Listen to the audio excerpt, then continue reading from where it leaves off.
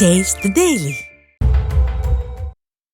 சென்னை கொடுங்கையூர் பகுதியில் இளைஞர்களின் வாழ்வை சீரழிக்கும் வகையில் வைக்கப்பட்டிருந்த 490 போதை மாத்திரைகள் சிக்கியது.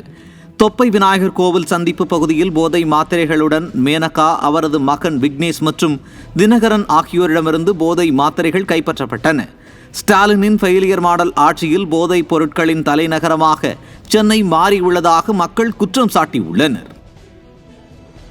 சென்னை வேப்பேரியில் தடை செய்யப்பட்ட கொக்கைன் போதைப் பொருள் வைத்திருந்த வழக்கில் 2 பேர் சிக்கினர். வேப்பேரி EVK சம்பத் சாலை பகுதியில் உள்ள ஒரு வீட்டில் தடை செய்யப்பட்ட கொக்கைன் போதைப் பொருள் வைத்திருந்தது தெரியவந்தது. இந்த வழக்கில் கொக்கைன் போதைப் பொருள் வைத்திருந்த 2 பேர் கடந்த 22ஆம் தேதி பிடிப்பட்ட நிலையில் அவர்களிடம் இருந்த 7 கிராம் கொக்கைன் சிக்கியது. இவர்களிடம் மேற்கொண்ட விசாரணையில் தற்போது கொக்கைன் போதைப் பொருட்களை வாங்கிய மயூரி, பியூஸ் பல்பகர் ஆகிய 2 பேர் சிக்கினர். ஸ்டாலினின் ஃபெயிலியர் மாடல் அரசு போதைப் பொருட்களை கட்டுப்படுத்த தவறி உள்ளதாக மக்கள் குற்றம் சாட்டியுள்ளனர். சென்னை எழும்பூர் ரயில் நிலையம் வந்த ஹவுரா ரயிலில் 2.5 லட்சம் ரூபாய் மதிப்பிலான 3 கிலோ கஞ்சா சிக்கியது.